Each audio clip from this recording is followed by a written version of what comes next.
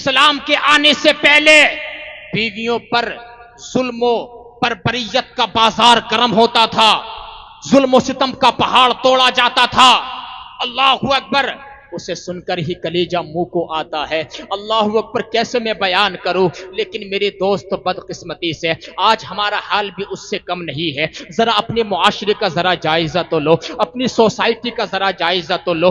آج ہمارا معاشرہ بھی زمانے جاہلیت سے کم نظر نہیں آتا ہے۔ اللہ اکبر کبیرہ، بعض لوگ تو سمجھتے ہیں کہ بیویوں کو دبا کے رکھنا یہی مردانگی ہے۔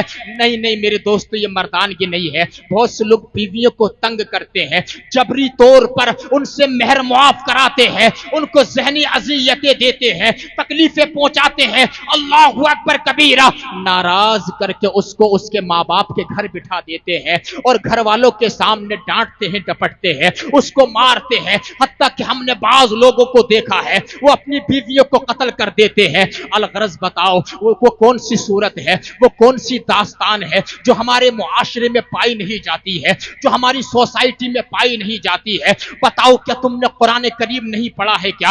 اللہ تعالیٰ فرماتا ہے وَعَاشِرُوهُنَّ بِالْمَعْرُوفِ، اے لوگو اپنی عورتوں کے ساتھ اچھا سلوک کرنا۔ آقا نے فرمایا خیرکم خیرکم لأہلہ وَأَنَا خیرکم لأہلی، اے لوگو تم میں سب سے بیسٹ، سب سے بہترین انسان وہ ہے جو اپنے گھر والوں کے لیے بہتر ہے، جو اپنی بیوی کے حق میں بہتر ہے۔ اور لوگوں سن لو، اور میں اپنے گھر والوں کے حق میں تم سب سے بہتر ہوں۔ سبحان اللہ، تم سب سے بہتر ہوں۔ اللہ اکبر، ظلم مت کرو۔ اس لیے بتا رہا ہوں، میرے پاس ایسے کیسز آتے رہتے ہیں کیسز بازا۔ تو میرے بھائیو سنو، ادھر دیکھو ذرا، بہت توجہ سن رہے ہیں آپ؟ اللہ تعالیٰ سلامت رکھیں، بولیں سبحان اللہ۔ بازا تو اپنی بیوی کو اتنا مارتا ہے، یقین مانیے اتنا مار رہا ہے، اتنی جہالت ہے اس کے اندر کہ بالکل بازا چہرے پہ بہت مارتا، چہرے پہ مکوں سے مارنا، ڈنڈوں سے مارنا، یہ سب ہمارے معاشرے کی حالت بتا رہا ہوں میں آپ کو۔ اللہ اکبر۔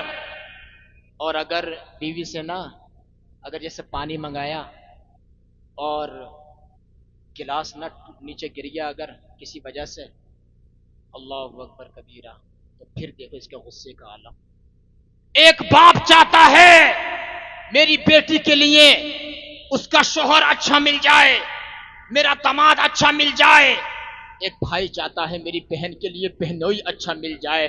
اللہ اکبر کبیرہ، یعنی ایک باپ تو چاہتا ہے میری بیٹی کے لیے میرا اس کا شوہر اچھا مل جائے، لیکن ذرا سوچ تو تیرے گھر میں تیرے گھر میں جو ہے جو عورت ہے وہ بھی یار کسی کی بیٹی ہے، وہ بھی کسی کی بہن ہے۔ اللہ اکبر، اس سے پانی کا گلاس گر جاتا ہے، اللہ اکبر کبیرہ، تو تو کہتا ہے میں اس کی 7 نسلوں کو بھی معاف نہیں کروں گا، اور وہی گلاس اگر تیرے ہاتھ سے گر جائے تو یہ کہتا ہے مجھے کوئی پوچھنے والا نہ ہو۔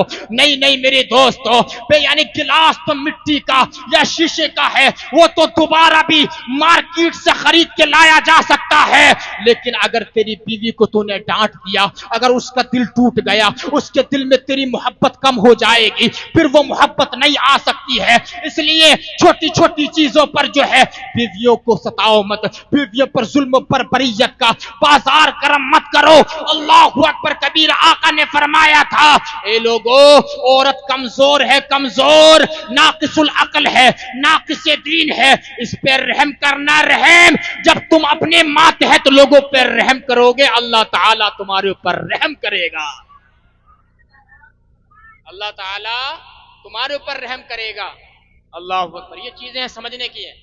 ابھی تو میں جو شوہر کے اوپر حقوق ہیں بیوی کے وہ بتا رہا ہوں، پھر میں آپ کو بتاؤں گا جو بیوی کے اوپر جو شوہر کے حقوق ہیں وہ بھی آپ کو بتاؤں گا۔ یار بولو سبحان اللہ۔ کم سے کم ایسا تو ہونا چاہیے سید صاحب آئے تھے اور کچھ نہ کچھ تو بتا کر کے گئے۔ بولو محبت سے یا رسول اللہ۔ دیکھو یہ محفل رسول ہے، محفل رسول، یہاں پر آپ کو ایک بات بھی سمجھ میں آ رہی ہے تو انشاءاللہ اس پر بھی اجر دیا جاتا ہے۔ سبحان اللہ۔ اب ذرا سنو بیٹے آپ بیٹھو۔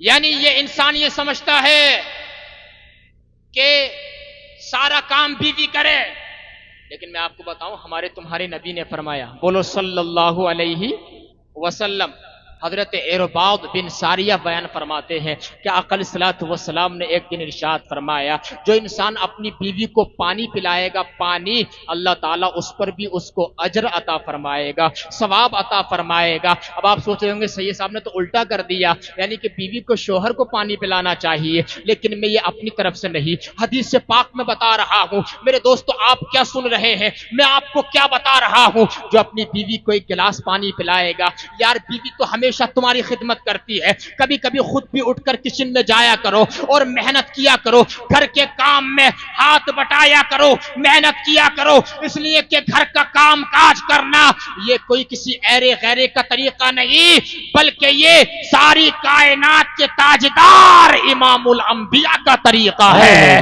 سبحان اللہ، یعنی کہ نبی کی سنت پہ جب تم عمل کرو گے، گھر میں تم کام بیوی کے کام میں ہاتھ بٹاؤ گے، نبی کی سنت زندہ ہوگی، اور نبی کی سنت زندہ کرنے سے انسان کی عزت گھٹتی نہیں ہے، بلکہ اللہ تعالیٰ اس کی عزت میں اور 4 چاند لگا دیتا ہے، 4 چاند لگا دیتا ہے۔ حضرت عائشہ سے پوچھا گیا کہ حضور گھر میں کیا کرتے تھے؟ تو حضرت عائشہ نے بیان فرمایا آقا جب گھر میں ہوتے تھے تو گھر کا کام کرتے رہتے تھے، کام کرتے رہتے تھے، جیسے ہی نماز کا وقت ہوتا تھا، جیسے ہی حضرت نماز کا وقت ہوتا تھا، حضور حدیث پاک میں آتا ہے، ابن حبان کی حدیث پاک ہے، حضور علیہ الصلوۃ والسلام جو ہے گھر میں کام کرتے رہتے تھے، لیکن جیسے ہی حضرت بلال کی اذانوں کی آواز حضور علیہ الصلوۃ والسلام کے کانوں میں آتی تھی، آقا علیہ الصلوۃ والسلام جو ہے اس انداز سے اللہ اکبر کبیرہ آپ جو ہے گھر میں سے جاتے تھے کہ حضرت عائشہ امہات المؤمنین کا بیان ہے، ایسا لگتا تھا جیسے کہ حضور کا ہم سے کوئی کنیکشن ہی نہیں ہے، کوئی تعلق ہی نہیں ہے۔ پتا چلا میرے بھائیو نماز کی اہمیت کیا ہے، جب مؤذن پکارے حی علی الصلاۃ، آؤ نماز کی طرف، حی علی الفلاح، آؤ سکسیس کی طرف، آؤ کامیابی کی طرف، پھر چاہے تو کتنا ہی بڑا بزنس مین ہو، چاہے تو کتنا ہی بڑا تجارت کرنے والا ہو، چاہے تو کتنا ہی بڑا انسان ہو، سارے کام کو تیاق دے دے، سارا کام چھوڑ کر مسجد میں آ جا اور اللہ تعالیٰ کی بارگاہ میں سجدہ کر لے، اللہ فرمائے گا دنیا کے سارے کام چھوڑ کر میری بارگاہ میں سجدہ کر رہا ہے، تیرا کام بگڑنے نہیں دوں گا، بلکہ تیرے کام میں اتنی برکت عطا فرماؤں گا، تجھے وہاں سے رزق دوں گا جہاں تو سوچ بھی نہیں سکتا ہے، جہاں پر تو سوچ بھی نہیں سکتا ہے۔ بے شک حضور اس انداز سے جاتے تھے جیسے کہ امہات المومنین سے کوئی تعلق ہی نہیں ہے۔ جب نماز کا وقت ہو جاتا تھا، سبحان اللہ، سمجھو میرے بھائیوں ان باتوں کو سمجھو، یہ ضروری ہے تمہارے لیے، اللہ اکبر۔ حضور اکرم صلی اللہ تعالی علیہ وآلہ وسلم کی سیرت کی جھلکیاں ہیں جو میں نے آپ کو بتائیں، اور بھی بہت، یہ میں نے مختصر انداز میں بتائی، ورنہ مکمل سیرت تو ہم بیان نہیں کر سکتے ہیں حضور علیہ الصلوۃ والسلام کی۔ بہت پیار کرتے تھے اپنے ازواج پاک سے۔ اب میں آپ کو بتاؤں، یہ تو حضور نے کہ سیرت میں ہم نے دیکھا کہ اپنے ازواج پاک رضی اللہ عنہن کے ساتھ کیا آپ کا طرز عمل تھا، اور پھر ذرا دیکھو حضور نے بیان فرمایا کہ اپنی بیوی کے چہرے پر ہرگز مت مارنا، مت مارنا، صبر کرنا، صبر اور عفو درگزر کرنا۔ یقین مانیے میرے بھائیوں، صبر میں اتنی طاقت ہے، یہ عالم صاحب بیٹھے ہیں، مولانا صاحب بیٹھے ہیں، صبر میں اتنی طاقت ہے، اگر کوئی بندہ تمہیں ایک بار گالی دے دے، صرف 1 منٹ کے لیے زبان کو خاموش کر لینا، بالکل خاموش ہو جانا، پلٹ کر اس کو گالی مت دینا میرے بھائی، گالی مت دینا، یقین مانو تھوڑی دیر کے بعد تمہیں اسے جو ہے اپنی غلطی کا احساس ہو جائے گا، اور تمہارا صبر جو ہے اس کے غرور کو توڑ دے گا، اس لیے صبر کرنا بہت ضروری ہے، عفو درگزر سے کام لینا چاہیے۔ اللہ نے فرمایا وَالْكَاظِمِينَ الْغَيْظَ وَالْعَافِينَ عَنِ النَّاسِ، جو لوگ غصے کو پی جاتے ہیں اور لوگوں کو معاف کر دیتے ہیں، وَاللَّهُ يُحِبُّ الْمُحْسِنِينَ، اللہ تعالیٰ ایسے لوگوں سے محبت فرماتا ہے، ایسے لوگوں سے محبت فرماتا ہے۔ اب ذرا دیکھو میں آپ کو بتاتا ہوں، یہ تو میں نے بتایا مردوں کو کیسے رہنا چاہیے عورتوں کے ساتھ، اب عورتوں کے اوپر کیا حقوق ہیں شوہر کے، وہ بھی ہم سن لیں ہماری ماں اور بہنیں۔ اللہ اکبر، ایک خاتون آئیں، کہا یا رسول اللہ صلی اللہ علیہ وسلم اتنا بتا دیجئے کہ میں نکاح کرنا چاہتی ہوں، میرے اوپر میرے شوہر کا حق کیا ہے، رائٹ کیا ہے؟ تو تمہارے نبی نے فرمایا، خاتم النبیین نے فرمایا، تاجدار عرب و عجم نے فرمایا، تم مجھ سے شوہر کا حق پوچھنا چاہتی ہو؟